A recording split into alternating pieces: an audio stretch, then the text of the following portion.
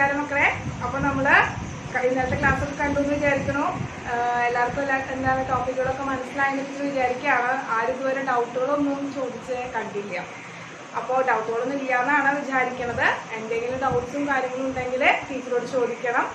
എങ്കിൽ മാത്രമാണ് അത് ക്ലിയർ ചെയ്ത് പോകാനായിട്ട് സാധിക്കുള്ളൂ കേട്ടോ. പിന്നെ അത് മാത്രമല്ല, എന്താണ് അന്നന്ന് എടുക്കുന്ന ഷോർട്ട് നോട്ടുകളും ടീച്ചർക്കൊന്ന് അയച്ചു തരാം. നിങ്ങൾ പഠിക്കുന്നുണ്ട്, വീഡിയോസ് കാണുന്നുണ്ടെന്ന് ടീച്ചർക്ക് അറിയണ്ടേ.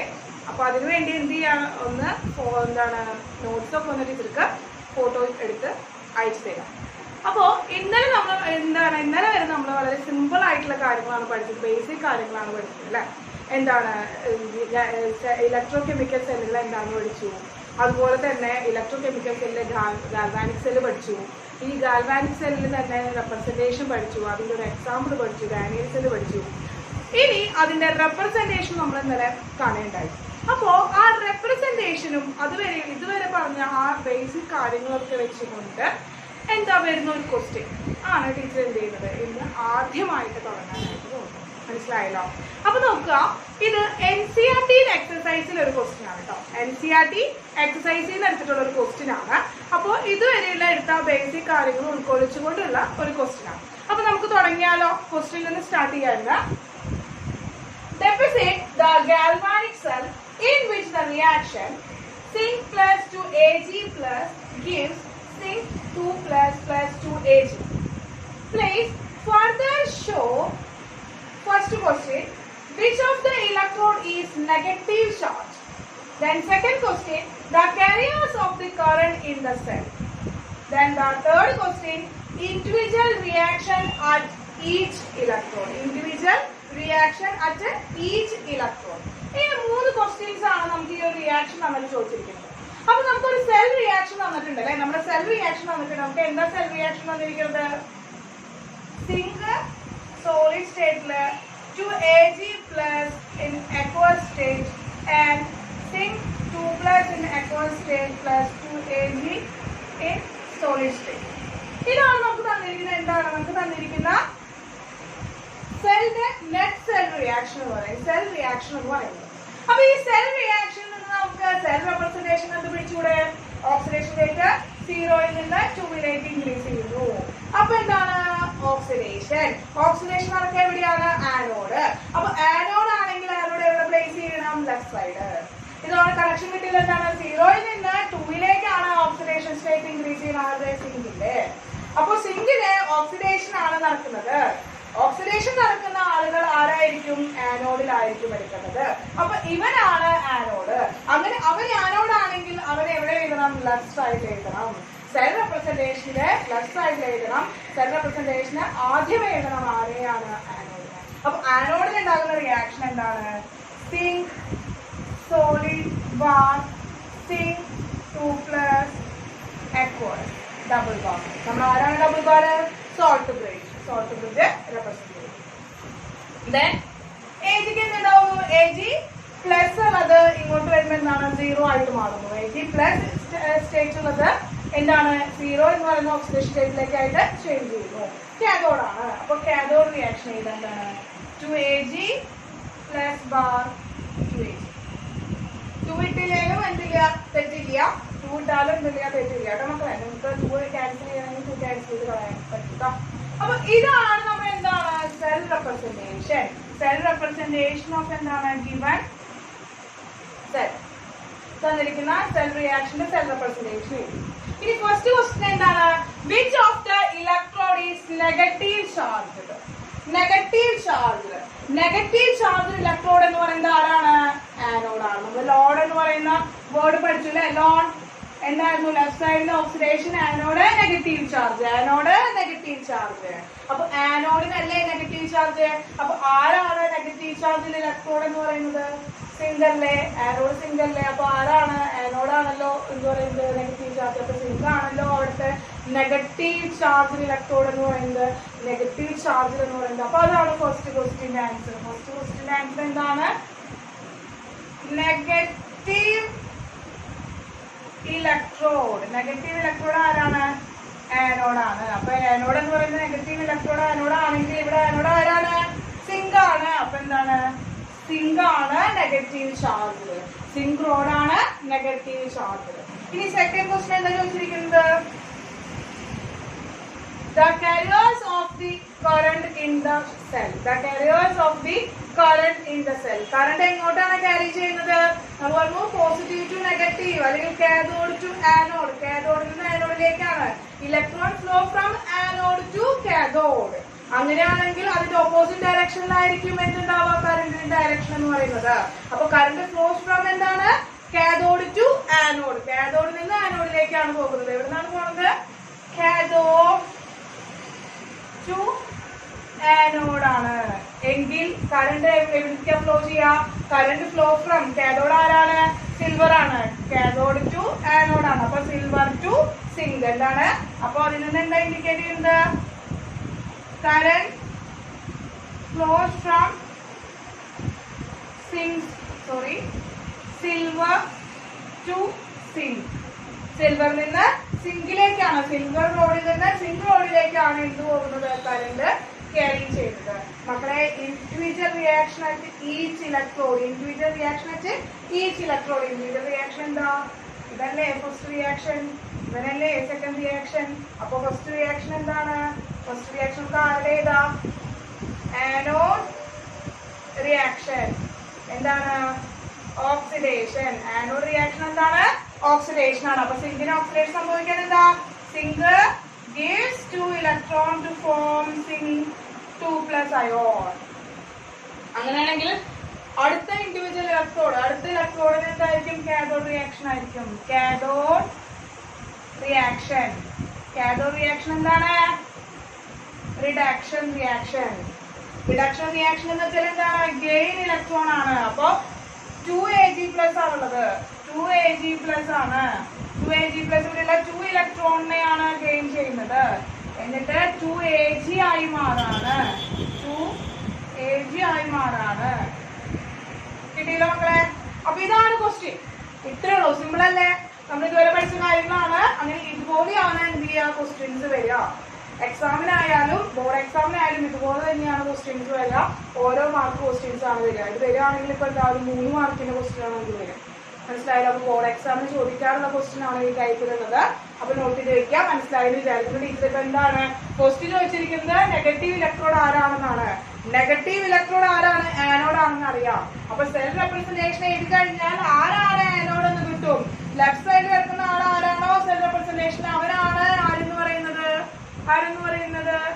നെഗറ്റീവ് ഇലക്ട്രോഡ് എന്ന് പറയുന്നത്. ഇപ്പൊ നോക്കുക, അതെങ്ങനെയാണ് ആനോഡ് എന്ന് മനസ്സിലാക്കാൻ പറ്റുക? ആർക്കാണോ ഓക്സിഡേഷൻ സ്റ്റേറ്റ് ഇൻക്രീസ് ചെയ്യുന്നത്, അവനാണ് ആനോഡ്. ആർക്കാണോ ഓക്സിഡേഷൻ സ്റ്റേറ്റ് ഡിക്രീസ് ചെയ്യുന്നത് അവരാണ് കാഥോഡ്. അപ്പോ ആനോഡ് കാഥോഡ് മനസ്സിലാക്കി കഴിഞ്ഞാൽ ബാക്കിയുള്ള എല്ലാ ക്വസ്റ്റ്യൻസും നമുക്ക് എന്ത് ചെയ്യാനായിട്ട് പറ്റും? ആൻസർ ചെയ്യാനായിട്ട് പറ്റും. സിമ്പിൾ ആയിട്ടുള്ള ഒരു ഭാഗമാണ്. അപ്പൊ ഒന്ന് എന്താണ് നോട്ട് ചെയ്തെടുക്കുക. NCERT എക്സസൈസിലുള്ള ക്വസ്റ്റ്യൻ ആണ് കേട്ടോ. ഒന്ന് നോട്ട് ചെയ്തെടുക്കുക. അപ്പൊ മക്കളെ ക്വസ്റ്റ്യൻ ചെയ്ത് നോക്കിയല്ലോ. ക്വസ്റ്റ്യൻ കിട്ടിയെന്ന് വിചാരിക്കണോ? ക്വസ്റ്റ്യൻ ചെയ്ത് നോക്കാം കേട്ടോ. സിമ്പിൾ ആയിട്ടുള്ള ഒരു ക്വസ്റ്റ്യൻ ആണ്. അടുത്തൊരു ടോപ്പിക് എന്ന് പറയുന്നത് ഇലക്ട്രോഡ് പൊട്ടൻഷ്യൽ ആണ്. അപ്പോൾ ഇലക്ട്രോഡ് പൊട്ടൻഷ്യൽ എന്താണെന്ന് നമുക്കൊന്ന് പരിചയപ്പെടാം. അപ്പൊ ഇലക്ട്രോഡ് പൊട്ടൻഷ്യൽ ആണ്. അപ്പൊ ഏതാണ് electrode potential? Electrode potential potential എന്നുള്ള പേർക്ക് നമുക്കറിയാം ഒരു പൊട്ടൻഷ്യൽ ഡിഫറൻസ് ആണ്. ചാർജ് ഡിഫറൻസിനെയാണ് നമ്മൾ എന്താണ് പൊട്ടൻഷ്യൽ ഡിഫറൻസ് എന്ന് പറയുന്നത്. നമുക്ക് ഫിസിക്സിൽ നിങ്ങൾ പഠിച്ചുകൊണ്ടിരിക്കുകയാണ് ഓൾറെഡി. എന്താണ് ഇലക്ട്രോസ്റ്റാറ്റിക്സിൽ നിങ്ങൾ പൊട്ടൻഷ്യൽ ഡിഫറൻസിന് കാര്യങ്ങളൊക്കെ നിങ്ങൾ ഓൾറെഡി പഠിച്ചുകൊണ്ടിരിക്കുകയാണ്. അപ്പോൾ ഇവിടെ നമ്മൾ പഠിക്കാൻ പോകുന്നത് ഇലക്ട്രോഡ് പൊട്ടൻഷ്യൽ ആണ്. എന്താണ് ഇലക്ട്രോഡ് പൊട്ടൻഷ്യൽ ആണ്? അപ്പോൾ ഇലക്ട്രോഡ് പൊട്ടൻഷ്യൽ എന്താണെന്ന് പരിചയപ്പെടുന്നേക്കാൻ മുമ്പ് ടീച്ചർ എന്ത് ചെയ്യാണ്? ടീച്ചർ നിങ്ങൾക്ക് എന്താണ് ഒരു 3 ബീക്കർ വരയ്ക്കാം. ഒരു 3 ബീക്കർ എടുക്കും. ബീക്കർ പോലെയൊക്കെ ഇല്ലേ മക്കളെ? ടീച്ചർ എടുത്തിരിക്കുന്ന ബീക്കർ ഇങ്ങനെയാണ്. അപ്പോ 3 ബീക്കർ എടുത്തു ടീച്ചർ. ഈ 3 ബീക്കറിലും ടീച്ചർ 1 മോളാർ കോൺസെൻട്രേറ്റഡ് ആയിട്ടുള്ള എന്താണ് മൂന്നിലും സെയിം ഇലക്ട്രോഡ് ആയിട്ട് എടുത്താണ്. എന്താണ് 1 മോളാർ കോൺസെൻട്രേറ്റഡ് CuSO. ഇവിടെ എന്താണ് 1 മോളാർ കോൺസെൻട്രേറ്റഡ് CuSO. തേർഡ് വണ്ണിലും 1 മോളാർ കോൺസെൻട്രേറ്റഡ് ആയിട്ടുള്ള 1 മോളാർ കോൺസെൻട്രേറ്റഡ് ആയിട്ടുള്ള CuSO4 solution copper sulphate solution ആണ് ടീച്ചർ എടുത്തിരിക്കുന്നത്. ഓക്കെ, ഇനി ആ എന്താണ് കോപ്പർ സൾഫേറ്റ് സൊല്യൂഷനേക്ക് ടീച്ചർ എന്ത് ചെയ്യാണ്? ടീച്ചർ കോപ്പർ റോഡ് എന്താണ് റോഡ് ഇമേഴ്സ് ചെയ്ത് വെച്ചിരിക്കുക. കോപ്പർ റോഡ് സെയിം ആയിട്ടുള്ള കോപ്പർ റോഡ് എന്ത് ചെയ്യാണ്? ഇമേഴ്സ് ചെയ്ത് വെച്ചിരിക്കുന്നത്. ഇവനെന്താണ്? ഇവനാണ് കോപ്പർ റോഡാണ്. അപ്പൊ ഇങ്ങനെ 3 കണ്ടീഷനാണ് ടീച്ചർ എന്ത് ചെയ്യാണ് നമ്മളിപ്പോ ഇവിടെ എടുത്തിരിക്കുന്നത്. 3 കണ്ടീഷനാണ് ഇവിടെ എടുത്തിരിക്കുന്നത്. അപ്പൊ മക്കളെ ഇതിൽ ഇനി മൂന്ന് സ്ഥലത്തും 3 പോസിബിലിറ്റീസ് ആണ് സാധ്യമായിട്ടുള്ളത്. അത് എന്തൊക്കെയാണ് ടീച്ചർ പറയാം. ഇപ്പൊ നോക്കാം, ഇവിടെ ടീച്ചർ പറഞ്ഞു എന്താണ് ഇവിടെ CuSO4 ആണ് നമ്മൾ എടുത്തിരിക്കുന്നത്. ഇവിടെ CuSO4 ആണ്, ഇവിടെ CuSO4 ആണ് എടുത്തിരിക്കുന്നത്. അപ്പൊ ഇവിടെയുള്ള അയോൺസ് എന്താണ്? ഇവിടെ നിറച്ച അയോൺസ് എന്തുണ്ട്? Zn2 എന്താണ്? Zn അല്ല, Cu2+ അയോൺസ് ധാരാളം ഉണ്ടല്ലേ ഈ സൊല്യൂഷനില്. അങ്ങനെ വരുന്ന ഒരു Cu2+ അയോൺ എന്ന് പറയുന്നത് എന്ത് ചെയ്യാണ്? ഇവൻ ഇവിടേക്ക് വന്ന് തട്ടാണ്. ഈ റോഡിലേക്ക് വരാൻ പറ്റും. റോഡിന്റെ അടുത്തേക്ക് ഇലക്ട്രോഡിന്റെ അടുത്തേക്ക്, അതായത് നമ്മൾ ഈ മെറ്റൽ റോഡിന്റെ അടുത്തേക്ക് വരികയാണെങ്കിൽ ഇവൻ എന്ത് ചെയ്യും? തട്ടിയിട്ട് റിഫ്ലക്റ്റഡ് ബാക്ക്. അതാണ് 1 പോസിബിലിറ്റി എന്ന് പറയുന്നത്. ഈ Cu2+ ചാർജുള്ള അയോണുകൾ ഇലക്ട്രോണിന്റെ അടുത്തേക്ക് വന്നിട്ട് മെറ്റൽ റോഡിന്റെ അടുത്തേക്ക് വന്നിട്ട് അവരെന്ത് ചെയ്യാൻ? Reflected back. അങ്ങനെ ബാക്കിലേക്ക് റിഫ്ലക്ട് ചെയ്യുമ്പോൾ അവിടെ എന്തെങ്കിലും ചാർജ് ഡിഫറൻസ് ഉണ്ടായോ? ഏതെങ്കിലും തരത്തിലുള്ള ചാർജ് ഡിഫറൻസ് ഉണ്ടാവോ? Cu2+ എന്ന് പറയുന്ന അവിടെ Cu2+ ആയിട്ടല്ലേ മാറിയിട്ടുള്ളൂ. അവിടെ Cu ആവേ അല്ലെങ്കിൽ എന്താണ് ഓക്സിഡേഷൻ സ്റ്റേറ്റിന് എന്തെങ്കിലും വ്യത്യാസം വരെയോ? ഒന്നും ഉണ്ടായിട്ടില്ല. അപ്പൊ നോ ചേഞ്ച് ആണ്, നോ ചാർജ് ആണ്. അപ്പൊ ഫസ്റ്റ് പോസിബിലിറ്റി എന്ന് പറയുന്നത് എന്താണ്? No charge. അവിടെ ചാർജ് ഇല്ല. അവിടെ എന്ത് ചെയ്യാം? ചാർജ് ഇല്ല. ഇനി രണ്ടാമത്തെ കണ്ടീഷൻ നമ്മൾ ഇതുപോലെ എന്താണ്? രണ്ടാമത്തെ കണ്ടീഷൻ Cu ഉണ്ട്, ഇവിടെ എന്താണ്? Cu2+ ഉണ്ട് ധാരാളം. എന്താണ്? Cu2+ അയോൺസ് ധാരാളമായിട്ട് ഈ അയോണുകളുണ്ട്. അങ്ങനെ ഈ Cu2+ അയോൺ എന്ത് ചെയ്യുന്ന വെച്ചാല് ഈ മീറ്ററിലല്ല Cu2+ അയോണ് ഇതിൽ നിന്ന് വരുന്ന ഇലക്ട്രോണിൽ നിന്ന് വരുന്ന 2 ഇലക്ട്രോണുകളെ സ്വീകരിച്ച് എന്തായി മാറും? Cu ആയിട്ട് മാറും. എന്താ ചെയ്തത്? ഈ Cu2+കള് ഇലക്ട്രോണിൽ നിന്ന് വരുന്ന 2 ഇലക്ട്രോണുകളെ ഗെയിൻ ചെയ്തിട്ട് Cu ആറ്റം ആയിട്ട് മാറും. എന്തായി മാറും? Cu ആറ്റം ആയിട്ട് മാറും. അപ്പൊ ഇവിടെ എന്ത് ചേഞ്ച് ഉണ്ടായത്? Cu2+ 2 ഇലക്ട്രോണിനെ ഗെയിൻ ചെയ്തു. അപ്പൊ അവിടെ ചാർജ് ഡിഫറൻസ് ഉണ്ടല്ലോ. Cu2+ എന്ന് പറഞ്ഞാൽ ആരായിട്ട് മാറി? Cu ആയിട്ട് മാറി. ഓക്സിഡേഷൻ സ്റ്റേറ്റിൽ ചേഞ്ച് വന്നു. അപ്പൊ ഇവിടെ എന്താ ഉണ്ടായത്? ഗെയിൻ ഓഫ് ഇലക്ട്രോൺ ആണ്. ഇലക്ട്രോണെ ഗെയിൻ ചെയ്യാണ്. അപ്പൊ ഇലക്ട്രോണെ ഗെയിൻ ചെയ്യുമ്പോൾ അവിടെ ഉണ്ടായ പോസിബിലിറ്റി എന്താണ്? എന്താ പോസിബിലിറ്റി? സെക്കൻഡ് കണ്ടീഷൻ എന്ന് പറയുന്നത് എന്താ ഉണ്ടായത്? റിഡക്ഷൻ ആണ് അല്ലെ മക്കളെ? സെക്കൻഡ് കണ്ടീഷൻ എന്താ ഉണ്ടായത്? റിഡക്ഷൻ ആണ് ഉണ്ടായത്. ഇനി തേർഡ് ബീക്കറിലേക്ക് വരാം. തേർഡ് ബീക്കറിലേക്ക് വരുമ്പോൾ ഇതുപോലെ തന്നെ എന്തുണ്ടാവുന്നത്? ഇവിടെ Cu2+ ഉണ്ട്. ഈ Cu എന്ന് പറയുന്നത് ഇവിടെ എന്താണ്? ഈ കോപ്പർ റോഡിലുള്ള Cu എന്ന് പറയുന്നത് എന്ത് ചെയ്യാണ്? 2 ഇലക്ട്രോണിനെ ലൂസ് ചെയ്തിട്ട് എന്തുണ്ടായി മാറി? Cu2+ ആയി മാറി. 2 ഇലക്ട്രോണിനെ ലൂസ് ചെയ്തിട്ട് Cu2+ ആയി മാറി. അപ്പൊ ഫസ്റ്റ് കണ്ടീഷനിൽ നോ ചാർജ് ആണ്, നോ ചേഞ്ച്, നോ ചാർജ് ആണ്. രണ്ടാമത്തെ കണ്ടീഷനിൽ ഇലക്ട്രോണെ ഗെയിൻ ചെയ്തിട്ട് എന്തുണ്ടായി? ഇലക്ട്രോണെ ഗെയിൻ ചെയ്തിട്ട് റിഡക്ഷൻ ആയി മാറി. മൂന്നാമത്തെ കണ്ടീഷനിൽ എന്താണ്? അപ്പൊ മൂന്നാമത്തെ കണ്ടീഷൻ എന്ന് പറയുന്നതിൽ എന്താ ഉണ്ടായത്? മൂന്നാമത്തെ കണ്ടീഷന് എന്താണ്? ഇലക്ട്രോണെ ലൂസ് ചെയ്തു. മെറ്റൽ ഇലക്ട്രോണെ ലൂസ് ചെയ്തിട്ട് എന്തുണ്ടായി? പോസിറ്റീവ് അയോൺ ആയിട്ട് മാറി. അവിടെ എന്താണ്? അപ്പൊ അത് ഓക്സിഡേഷൻ. അപ്പൊ നോ ചാർജ് ഒരു പോസിബിലിറ്റി. സെക്കൻഡ് പോസിബിലിറ്റി എന്താണ്? റിഡക്ഷൻ നടക്കാൻ. തേർഡ് പോസിബിലിറ്റി എന്താണ്? ഓക്സിഡേഷൻ നടക്കാൻ. അപ്പൊ 3 പോസിബിലിറ്റീസ് ആണ് ഇവിടെ ഉള്ളത്. 3 പോസിബിലിറ്റീസ് ആണ് ഉള്ളത്. അപ്പൊ മക്കളെ ഇവിടെ നോക്കുക. ടീച്ചർ ഇപ്പൊ നോക്കുകയാണ്. ഇവിടെ എന്താണുള്ളത്? Cu2+ 2 ഇലക്ട്രോൺ ആണുള്ളത്. Cu2+ 2 ഇലക്ട്രോൺ ആണുള്ളത്. അപ്പൊ ഈ ഇലക്ട്രോണുകൾ എന്ന് പറയുന്നത് എവിടെ വരും? ഈ ഇലക്ട്രോണുകൾ എന്ന് പറയുന്നത് മുഴുവൻ എന്താ? ഇവിടെ Cu എന്ന് പറയുന്നതായിരിക്കും ഇവിടെ മൊത്തമായിട്ട് ഇങ്ങനെ വന്നിരിക്കാം. Cu എന്ന് പറയുന്ന ആള് മൊത്തം ഇങ്ങോട്ട് വരും. അപ്പൊ ഈ Cu2+കളാണ് ഇങ്ങോട്ട് വരുന്നത് അല്ലെ? ഈ Cu2+കള് ഇങ്ങോട്ട് വരാം. അപ്പൊ ഈ Cu2+കൾ മെറ്റൽ റോഡിന്റെ അടുത്തേക്ക് വന്നിട്ട് Cu ആയി മാറാനുള്ള ചാൻസ് ആണ്. അപ്പൊ എവിടുന്നാ വരുന്നത്? ഈ സൊല്യൂഷനിൽ നിന്നാണ് പോകുന്നത്. അപ്പൊ ഈ സൊല്യൂഷനിൽ പോകുമ്പോ ബാക്കി ഇവിടെ ആരുണ്ടാവുക? SO4 ആണല്ലോ മക്കളെ. അപ്പോ ഈ 2 ഇലക്ട്രോണുകൾ അങ്ങോട്ട് പോയി അവിടെ ഇവിടെ ഈ ഇലക്ട്രോണിന് ചുറ്റും കോൺസെൻട്രേറ്റ് ചെയ്യുക. ആ പ്ലസ് ചാർജ് ഇവിടെ എന്താണ് അക്യുമുലേറ്റ് ചെയ്യും. ഇവിടെ ഈ ചുറ്റും ഇവിടെ ഈ പ്ലസ് ചാർജ് അക്യുമുലേറ്റ് ചെയ്യും. അപ്പൊ ഈ സൊല്യൂഷനിൽ കിടക്കുന്ന ഒരു നെഗറ്റീവ് ചാർജ് ഉണ്ട്. ആ പ്ലസ് ചാർജ് നെഗറ്റീവ് ചാർജ് കാരണം കൊണ്ട് ആ ഒരു ഡിഫറൻസ് കാരണം കൊണ്ട് അവിടെ എന്തുണ്ടാവാണ്, ഒരു പൊട്ടൻഷ്യൽ ഉണ്ടാവണം. ഒരു എന്തുണ്ടാവണം, ആ ചാർജ് ഡിഫറൻസ് കാരണം കൊണ്ട് ആ ഒരു പൊട്ടൻഷ്യൽ ഉണ്ടാവണം. എങ്ങനെയാണ് ആ ചാർജ് ഡിഫറൻസ് വന്നതെന്ന് മനസ്സിലായില്ലേ മക്കൾക്ക്? എങ്ങനെയാണ്? ഇലക്ട്രോഡിനെ ചുറ്റും ആര് വരികയാണ്, Cu2+ വരികയാണ്. കാരണം അവന്റെ ആ ഇലക്ട്രോണിനൊക്കെ എഴുതിയിട്ട് വേണം അവൻ എന്തായിട്ട് മാറാൻ, എന്താണ് Cu ആയിട്ട് മാറാനായിട്ട്. അപ്പൊ ആ Cu2+ ഇതിന് ചുറ്റും വന്നിട്ട് എന്താണ് അക്യുമുലേറ്റ് ചെയ്യുമ്പോ ഈ സൊല്യൂഷൻ എന്ന് പറയുന്നത് സൾഫേറ്റ് അയോൺ മാത്രമാവും.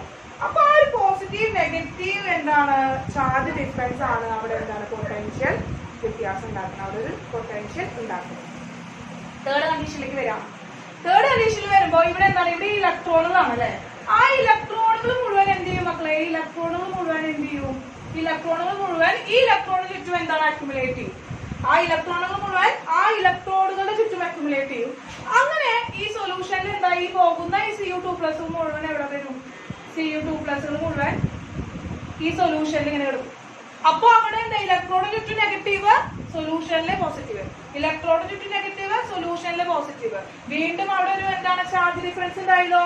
വീണ്ടും അവിടെ ഒരു ചാർജ് ഡിഫറൻസ് ഉണ്ടായല്ലോ.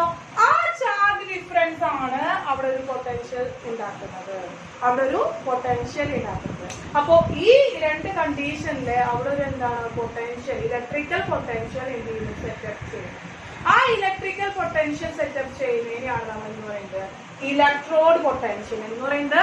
Electrode potential. അപ്പൊ ഇലക്ട്രോഡ് പൊട്ടൻഷ്യൽ ഒരു ഡെഫിനിഷൻ പറയുകയാണെങ്കിൽ എന്താണ്? The electrical potential setup between metal and metal ion in solution. എന്താണ്? മെറ്റൽ റോഡും metal ion in the solution തമ്മിലുള്ള എന്താണ് ഒരു ഇലക്ട്രിക്കൽ പൊട്ടൻഷ്യൽ ഡിഫറൻസ്. അതാണ് നമ്മൾ എന്ന് പറയുന്നത്, അതിനെയാണ് നമ്മൾ ഇലക്ട്രോഡ് പൊട്ടൻഷ്യൽ എന്ന് പറയുന്നത്. അപ്പൊ എന്താണ് ഇലക്ട്രോഡ് പൊട്ടൻഷ്യൽ മക്കളെ? എന്താണ് electrode potential? Electrical potential difference setup between metal and metal ion in the solution. ആണല്ലോ മക്കളെ, എന്താണ് electrical potential difference set up between metal and metal ion in the solution. Metal റോഡും മെറ്റൽ അയോൺ ഇൻ ദ സൊല്യൂഷനും തമ്മിൽ ഒരു potential difference ഉണ്ടാവുകയാണ്. ആ potential ഡിഫറൻസിനെയാണ് നമ്മൾ എന്താ ഇലക്ട്രോഡ് പൊട്ടൻഷ്യൽ എന്ന് പറയുന്നത്. അപ്പൊ മക്കളെ നോക്കി, ഇവിടെ റിഡക്ഷൻ നടന്നതുകൊണ്ട് ഇവിടെ ഒരു പൊട്ടൻഷ്യൽ ഡിഫറൻസ് ഉണ്ടായി, ഓക്സിഡേഷൻ നടന്നതുകൊണ്ട് ഇവിടെ വേറൊരു പൊട്ടൻഷ്യൽ ഡിഫറൻസ് ഉണ്ടായി. അപ്പൊ ഇവിടെ രണ്ട് ടൈപ്പ് ആണ് പൊട്ടൻഷ്യൽ ഡിഫറൻസ് ഉണ്ടാവുന്നത്. രണ്ട് ടൈപ്പ് ആണ് പൊട്ടൻഷ്യൽ ഡിഫറൻസ് ഉണ്ടാവുന്നത്. അതുകൊണ്ട് തന്നെ ഇലക്ട്രോഡ് പൊട്ടൻഷ്യൽ എന്ന് പറയുന്നത് എന്താണ്? ഇലക്ട്രോഡ് പൊട്ടൻഷ്യൽ എന്ന് പറയുന്നത്, ഇലക്ട്രോഡ് പൊട്ടൻഷ്യൽ എന്ന് പറയുന്നത് ക്ലാസിഫൈഡ് ഇൻടു എന്താണ്? റിഡക്ഷൻ നടന്നതുകൊണ്ട് ഒരു പൊട്ടൻഷ്യൽ. അപ്പൊ എന്താണ് റിഡക്ഷൻ നടന്നുകൊണ്ട്? റിഡക്ഷൻ പൊട്ടൻഷ്യൽ ആണ് ചുരുക്കി എഴുതുന്നുള്ളൂ. അടുത്തത് എന്താണ്? ഓക്സിഡേഷൻ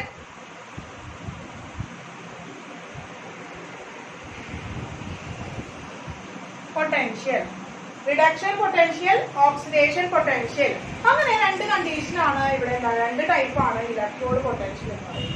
അപ്പൊ ഇലക്ട്രോഡ് പൊട്ടൻഷ്യൽ എന്താണെന്ന് മനസ്സിലായില്ല മക്കളെ നിങ്ങൾക്ക്? ഇലക്ട്രോഡ് പൊട്ടൻഷ്യൽ എന്ന് വെച്ച് കഴിഞ്ഞാല് ഒരു ഇലക്ട്രോഡ് എടുക്കുകയാണെങ്കിൽ ആ ഇലക്ട്രോഡ്, ആ മെറ്റൽ റോഡും അതിന്റെ സൊല്യൂഷനിലെ മെറ്റൽ അയോൺസും തമ്മിലുള്ള സെറ്റപ്പ് ചെയ്യുന്ന ഒരു ഇലക്ട്രിക്കൽ പൊട്ടൻഷ്യൽ ഡിഫറൻസ്, അതിനാണ് നമ്മൾ എന്ന് പറയുന്നത് ഇലക്ട്രോഡ് പൊട്ടൻഷ്യൽ എന്ന് പറയുന്നത്. ഇലക്ട്രോഡ് പൊട്ടൻഷ്യൽ എന്ന് പറയുന്നത് ആ ഇലക്ട്രോഡ് പൊട്ടൻഷ്യൽ രണ്ട് കാരണങ്ങൾ കൊണ്ടാണ് ഉണ്ടാവുന്നത്. ഒന്ന് ഓക്സിഡേഷൻ, മറ്റൊന്ന് റിഡക്ഷൻ. അപ്പൊ ആ രണ്ട് വ്യത്യസ്ത കാരണങ്ങൾ കൊണ്ട് ഉണ്ടാകുന്ന കാരണം ഇലക്ട്രോഡ് പൊട്ടൻഷ്യലിനെ റിഡക്ഷൻ പൊട്ടൻഷ്യൽ എന്നും ഓക്സിഡേഷൻ പൊട്ടൻഷ്യൽ എന്നും നമ്മൾ എന്ത് വിളിക്കും. മനസ്സിലായല്ലോ? ഇനി നമ്മൾ പറയുന്നത് ഈ ഇലക്ട്രോഡ് പൊട്ടൻഷ്യലിനെ തന്നെ നമ്മൾ എന്താണ് സ്റ്റാൻഡേർഡ് ആക്കി മാറ്റുന്നുണ്ട്. എന്താണ് സ്റ്റാൻഡേർഡ് ഇലക്ട്രോഡ് പൊട്ടൻഷ്യലിലേക്ക് മാറ്റാണ്. സ്റ്റാൻഡേർഡ് ഇലക്ട്രോഡ് പൊട്ടൻഷ്യൽ എന്ന് പറഞ്ഞാൽ ഇതേ സാധനം തന്നെ ഇതേ ഡെഫിനിഷൻ തന്നെ എങ്ങനെയാണ് സെറ്റപ്പ് ചെയ്യുന്ന കണ്ടീഷൻ എന്ന് പറയുന്നത് 1 മോളാർ കോൺസെൻട്രേഷനും അതുപോലെ തന്നെ 298 കെൽവിനിലാണ് നടക്കുന്നതെങ്കിൽ ആ ഇലക്ട്രോഡ് പൊട്ടൻഷ്യലെ നമ്മൾ എന്ന് പറയുന്നു സ്റ്റാൻഡേർഡ് ഇലക്ട്രോഡ് പൊട്ടൻഷ്യൽ എന്ന് പറയുന്നു. സ്റ്റാൻഡേർഡ് ഇലക്ട്രോഡ് പൊട്ടൻഷ്യൽ എന്ന് പറയുന്നു. സ്റ്റാൻഡേർഡ് ഇലക്ട്രോഡ് പൊട്ടൻഷ്യലിന്റെ കണ്ടീഷൻ എന്താണ്? സൊല്യൂഷൻ എന്ന് പറയുന്നത് എന്താ? മെറ്റൽ അയോൺ സൊല്യൂഷൻ എന്ന് പറയുന്നത് 1 മോളാർ കോൺസെൻട്രേഷനും അവിടുത്തെ ടെമ്പറേച്ചർ എന്ന് പറയുന്നത് 298 കെൽവിനും 298 കെൽവിൻ എന്ന് പറഞ്ഞാൽ 25 ഡിഗ്രി സെൽഷ്യസിലും നടക്കുന്ന സ്റ്റാൻഡേർഡ് കണ്ടീഷനിലാണെങ്കിൽ ആ ഇലക്ട്രോഡ് പൊട്ടൻഷ്യലെ നമ്മൾ എന്ന് പറയുന്നു സ്റ്റാൻഡേർഡ് ഇലക്ട്രോഡ് പൊട്ടൻഷ്യൽ എന്ന് പറയുന്നു. ഇവിടെ നമ്മൾ രണ്ടും മെറ്റൽ ആണ്. ഇവിടെ മെറ്റലും അതിന്റെ മെറ്റൽ അയോൺ ആണ് എടുത്തിരിക്കുന്നത്. ഇനി ആ റിയാക്ഷന്റെ ഏതെങ്കിലും ഒരു ഗ്യാസ് ഇൻവോൾവ് ചെയ്യുന്നുണ്ടെങ്കിൽ ആ ഒരു റിയാക്ഷൻ അല്ലെങ്കിൽ ആ ഒരു സെല്ലില് ആ ഒരു ഇലക്ട്രോഡില് ഏതെങ്കിലും ഒരു ഗ്യാസ് ഇൻവോൾവ് ചെയ്യുന്നുണ്ടെങ്കിൽ അവരെ നമ്മൾ എന്താണ് അവിടുത്തെ കണ്ടീഷൻ നമുക്ക് കോൺസെൻട്രേഷനിൽ പറയാനായിട്ട് പറ്റില്ല. അപ്പോൾ ഗ്യാസിന്റെ കണ്ടീഷൻ എന്ന് പറയുന്നത് 1 atm പ്രഷർ ആണ്. 1 atmospheric പ്രഷറും 298 കെൽവിനും ആണെങ്കിൽ നമുക്ക് എന്തെന്ന് പറയാം? അതൊരു സ്റ്റാൻഡേർഡ് ഇലക്ട്രോഡ് പൊട്ടൻഷ്യൽ ആണെന്ന് പറയാനായിട്ട്. സ്റ്റാൻഡേർഡ് ഇലക്ട്രോഡ് പൊട്ടൻഷ്യൽ ആവുന്നുള്ള കണ്ടീഷൻ എന്താണ് മക്കളെ? 1 മോളാർ കോൺസെൻട്രേഷനും 298 കെൽവിനും ആണെങ്കിൽ അവിടുത്തെ ഇലക്ട്രോഡ് പൊട്ടൻഷ്യൽ എന്ന് പറയുന്നത് സ്റ്റാൻഡേർഡ് ഇലക്ട്രോഡ് പൊട്ടൻഷ്യൽ എന്ന് പറയാം. ഇനി അവിടെ ഏതെങ്കിലും ഒരു ഗ്യാസ് ആണ് ഇൻവോൾവ് ചെയ്യുന്നത്, അതൊരു ഗ്യാസ് ആണ് ഇൻവോൾവ് ചെയ്യുന്നത് കോൺസെൻട്രേഷൻ പറയാൻ പറ്റില്ല. അപ്പൊ നമ്മൾ അതിന് എന്തെന്ന് പറയുന്നു? 1 atm പ്രഷറിലെ 298 കെൽവിൻ തന്നെയാണെങ്കിൽ അതിന് നമുക്ക് എന്ന് പറയാം സ്റ്റാൻഡേർഡ് ഇലക്ട്രോഡ് പൊട്ടൻഷ്യൽ എന്ന് പറയാനായിട്ട് സാധിക്കും. മനസ്സിലായല്ലോ? അപ്പൊ ഇതാണ് ഇലക്ട്രോഡ് പൊട്ടൻഷ്യൽ എന്ന് പറയുന്നത്. ഇതാണ് ഇലക്ട്രോഡ് പൊട്ടൻഷ്യൽ എന്ന് പറയുന്നത്. ഇനി ഇലക്ട്രോഡ് പൊട്ടൻഷ്യലിന് ഡിപ്പെൻഡ് ചെയ്യുന്ന ഫാക്ടേഴ്സ് ഇപ്പൊ നമ്മൾ പറഞ്ഞു സ്റ്റാൻഡേർഡ് ആക്കാൻ വേണ്ടിയിട്ട് 2 കണ്ടീഷനാണ് പറഞ്ഞത്. ഒന്നെന്താണ്? കോൺസെൻട്രേഷൻ, 1 മോളാർ കോൺസെൻട്രേഷനും ടെമ്പറേച്ചറും ആണ് പറഞ്ഞത്. അപ്പോൾ 2 ഫാക്ടർ എന്താണ്? ഡിപ്പെൻഡ് ചെയ്യുന്ന 2 ഫാക്ടേഴ്സ് ഏതാണ്? 2 ഫാക്ടേഴ്സ് എന്ന് പറയുന്നത് ഒന്ന് ടെമ്പറേച്ചർ, മറ്റൊന്ന് എന്താണ്? Concentration of ions in solution. മൂന്നാമത്തെ ഫാക്ടർ എന്ന് പറയുന്നത് nature of metal and metal ion. Nature of metal and metal ion. അപ്പൊ അടുത്ത എന്താണ്? ഫാക്ടർ ആണ് കേട്ടോ. ഫാക്ടേഴ്സ് നിങ്ങൾ നോട്ട് ചെയ്ത് വെച്ചാൽ മതി. Factors depends electrode potential. Electrode potential. Factors depends electrode potential. എന്താണ് മക്കളെ? First one nature of metal and metal ion. Metal and metal ion. Metal അയോണിന്റെയും മെറ്റലിന്റെയും നേച്ചർ, അതാണ് നമുക്കറിയാവുന്ന നേച്ചർ എന്താണ് ഡിപ്പെൻഡ് ചെയ്യുന്നത് വെച്ചാല് ആരാണോ കൂടുതൽ റിഡക്ഷൻ നടക്കുന്നത്, ആർക്കാണോ കൂടുതൽ ഓക്സിഡേഷൻ നടക്കുന്നത്, ആ ഒരു നേച്ചർ അതിനനുസരിച്ചാണ് ഒന്ന് ഡിപ്പെൻഡ് ചെയ്യുന്നത് എന്ന് പറയുന്നത്. രണ്ടാമത്തെ കണ്ടീഷൻ എന്ന് പറയുന്നത് എന്താണ്? Concentration of